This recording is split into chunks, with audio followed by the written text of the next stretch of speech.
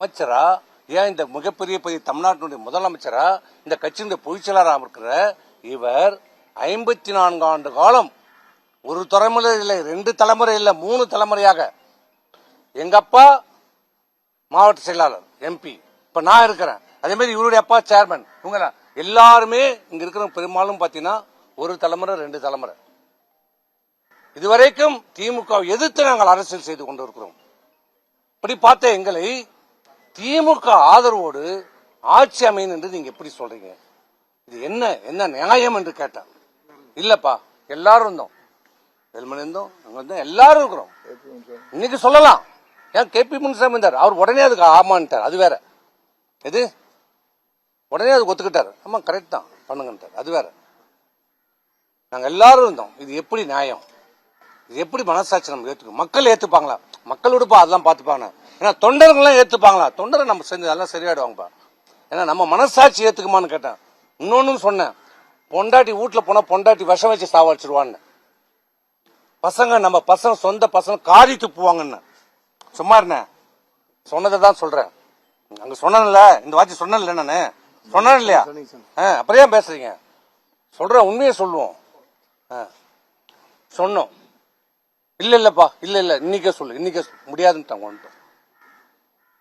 இன்னொரு உண்மையும் சொல்றேன். இது உங்களுக்கு ஏற்கனவே தெரிஞ்ச உண்மை, நீங்க ஏற்கனவே வெளியிட்டு இருக்கீங்க. இப்ப சொல்றேன், கேட்டுக்குங்க. ஏன்னா அவர் இந்த அளவுக்கு எங்களை குற்றச்சாட்டாரு பதவிக்காக, நாங்க ஒரு அமைச்சர் பதவிக்காக எல்லாம் போற. அப்ப இவரு என்ன சன்னியாசம்? இவரு என்ன இதுக்கு வந்த அரசியல் செய்யறவங்க எல்லாரும் பதவிக்கு வரணும் தான் நினைப்பாங்க. இது இப்ப இவரு மட்டும் எதுக்கு இருக்கிறாரு? இன்னைக்கு எதுக்கு? அதிமுக இந்த தேர்தலில் படுதோல்வி அடைஞ்சிருக்கிறது.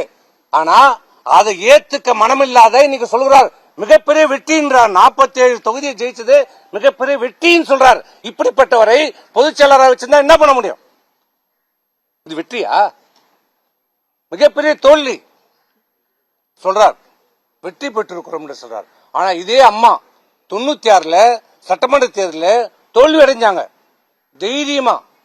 தைரியமா சொன்னாங்க, இந்த தோல்விக்கு நான் பொறுப்பேற்றுக் கொள்கிறேன் என்று சொன்னாங்க. அவங்க அம்மா, அவங்க பொதுச் செயலாளர், ஆண்மை மிக்கவர், ஆளுமை மிக்கவர். வெற்றியும் கொண்டாடணும், தோல்வி வந்தா அந்த தோல்வி ஏற்றுக்கிற மனப்பக்குவம் இருக்கணும். அந்த மனப்பக்குவம் இன்னி வரைக்கும் அவர்கிட்ட கிடையாது. 19ல தோத்தோம், 21ல தோத்தோம், 24ல தோத்தோம், 26ல தோத்துருவோம். இன்னி வரை எந்த தோல்விக்கும் பொறுப்பேற்கவில்லை அவர். நான் நேத்தே சொல்லிட்டேன், தோல்வி நான் அவரை மட்டும் தனிப்பட்ட முறையில் நான் குற்றச்சாட்டு.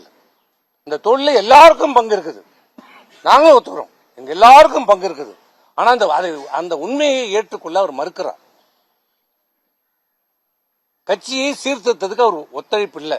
நான் இன்னொரு அதான் சொல்ல வந்தேன். தமிழ்நாட்டுக்கு ஒரு மிகப்பெரிய ஒரு அரிய வாய்ப்பு கிடைச்சது. என்ன வாய்ப்பு? மிகப்பெரிய, நடக்க முடியாத, நினைச்சு பார்க்க முடியாத, சிந்திக்க முடியாத ஒரு வாய்ப்பு. சமுதாயத்திலேயே மிகவும் மிக மிக பின்தங்கி இருக்கிற தாழ்த்தப்பட்ட சமுதாயத்தை சேர்ந்த ஒருவருக்கு முதலமைச்சர் பதவி வாய்ப்பு வந்தது.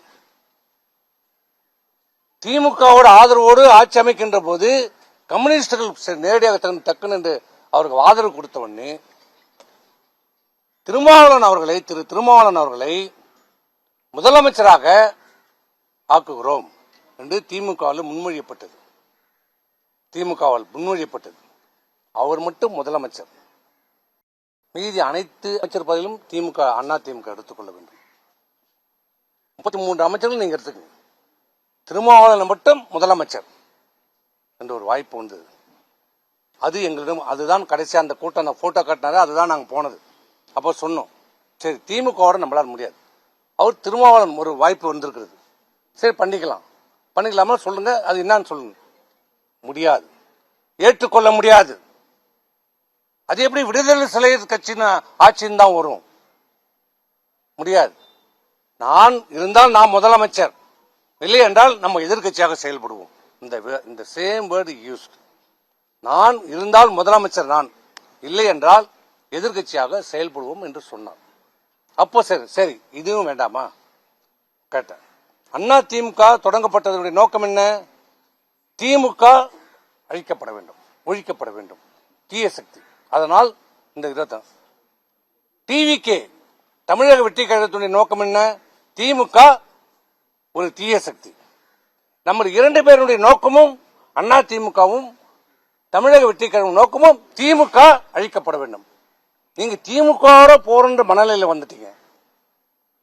அதை நீங்க பரிசீலனை செய்யும் போது ஏன் நம்ம அனைத்து இந்திய அண்ணா திராவிட முன்னேற்ற கழகம் மாண்புமிகு முதலமைச்சர் திரு விஜய் தலைமையிலான அந்த ஆட்சிக்கு ஆதரவு கொடுக்கக்கூடாது என்று கேட்டோம்.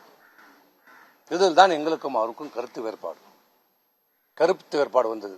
அவர் எந்த எதுக்கும் ஒத்துக்கொள்ளவில்லை என்றதால் தான் நாங்கள் வந்துவிட்டோம். இதுதான் நடந்த உண்மை. இதுதான் நடந்த உண்மை. இதுல எந்த விதமான ஒளிவு மறைவே கிடையாது. எங்க மனசகத்தை உண்மையை இன்னைக்கு எல்லாத்தையும் சொல்லிட்டோம். எந்த காலத்திலையும் இன்னைக்கு சொல்கிறார், நான் கையெழுத்து போட்டு தானே இவர்கள் எம்எல்ஏ ஆனார்கள். ஏப்பம் உண்மைதான். பொதுச் செயலாளர் கையெழுத்து போட்டு தான் ஆகணும். அந்த பொதுச் செயலாளர் உருவாக்குறது யாரு? இந்த தொண்டர்கள். இவரா சுயமா வந்துட்டாரா பொதுச் செயலாளரா? யார் உருவாக்குனது? இந்த உலகத்துக்கே தெரியும், இந்த ஊருக்கே தெரியும், இந்த தமிழ்நாட்டில் இருக்கிற அனைத்து தொண்டர்களுக்கும் தெரியும், மக்களுக்கு தெரியும் யார் உருவாக்குனது. அவ்வளவுதான். இதுக்கு மேல நாங்க எதுவும் சொல்ல விரும்பல.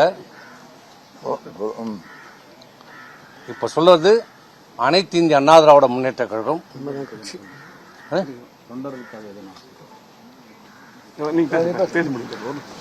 அனைத்து இந்திய அண்ணா திராவிட முன்னேற்ற கழகம் எங்களுடைய தலைமையிலான அனைத்து இந்திய அண்ணா தலைமையிலான நாங்கள் இன்றைக்கு சட்டமன்றத்தில் பெரும்பான்மை உறுப்பினர் இன்றைக்கு ஆதரித்து வாக்களித்திருக்கிறோம். ஒரே நோக்கம், ஒரே எண்ணம். என்ன காரணம் என்றால் எங்களுடைய நோக்கமும் ஆளும் டிவிகேவுடைய நோக்கம் ஒண்ணுதான். திமுக அப்புறப்படுத்த வேண்டும், திமுக அகற்றப்பட வேண்டும்.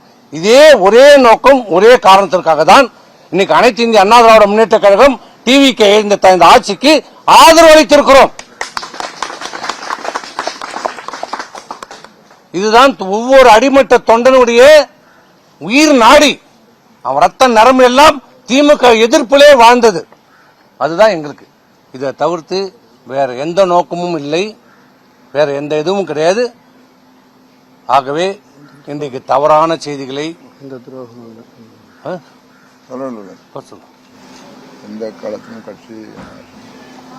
இப்பயும் சொல்றோம். எந்த நிலையிலும் எந்த சூழ்நிலையும் எங்க உயிர் மூச்சு இருக்கிற வரை அனைத்து இந்திய அண்ணா திராவிட முன்னேற்ற கழகம் தான் எங்களுடைய. இது எந்த விதமான காம்ப்ரமைஸ்க்கு எங்களுக்கு இடம் கிடையாது. இதுதான் அதிமுக யார் வசம் இருக்கிறது சார்? நீங்க அனைத்து இந்திய அண்ணா திராவிடம் இன்னைக்கு அவரும் சொல்லிட்டார், நாங்களும் சொல்லிட்டோம். அவர் பொதுச் செயலாளர் இருக்கிறார். இன்று வரைக்கும் அவர் தான் எங்களுக்கு பொதுச் செயலாளர். அதுல எந்த மாற்று கருத்து பொதுச் செயலாளர் இன்னைக்கு சட்டமன்றத்திலே சொல்லியிருக்கிறார். அனைத்து இந்தியாவில் எந்த பிளவும் இல்லை என்று சொல்லியிருக்கிறார். நாங்களும் சொல்றோம். நாங்களும் அண்ணா திமுக பெரும்பான்மை சட்டமன்ற உறுப்பினர்கள் தான் வாக்களிச்சிருக்கிறோம். துரோகிகள் அப்படின்னு எடப்பாடி பழனிசாமி உங்களை குறிப்பிடுறதை எப்படி பாக்குறீங்க? யார் என்னையா? இன்னைக்கு பேசும்போது